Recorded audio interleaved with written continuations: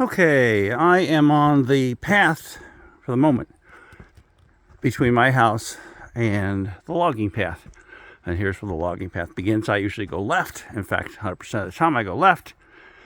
I'll have to work on that because about 75 feet down there, it's a mess. I don't even know what's beyond it, but it'll take a long time to get through there. Anyway, this is my mess here, but that's because this huge tree came crashing down and took a couple of trees with it.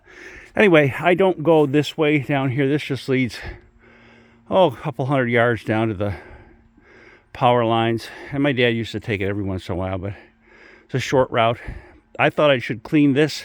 This is completely impassable because it's so close to the path that I use. I just couldn't stand walking by it and seeing it all messed up.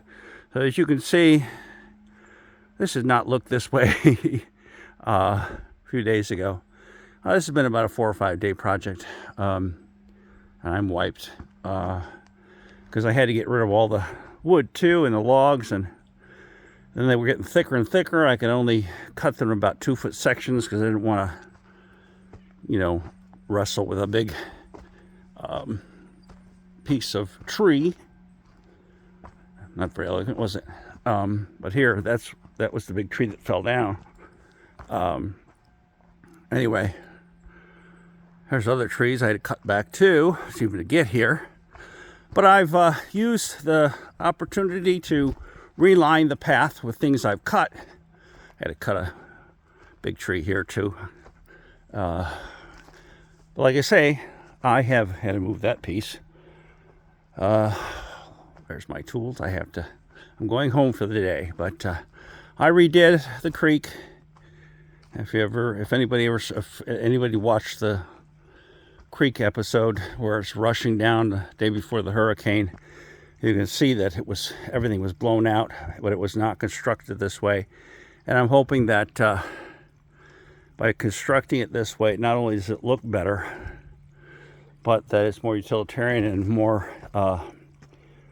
going to stand up and not allow water to wash away like it did everything, all the big rocks that I had, including digging a big hole right about there.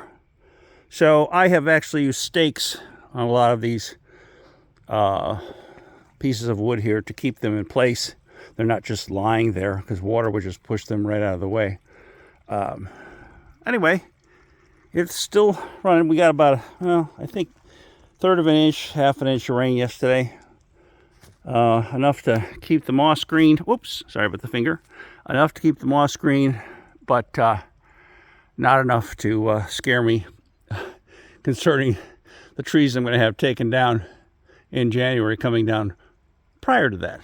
So anyway, there's a lot of trees here that came down too. But still pretty back here, and I'm going to make it so it looks nicer than ever. And in time, all of these trees a lot of these trees that came down, they just blend in with the landscape. That's how it is in the woods. All right, that's about it.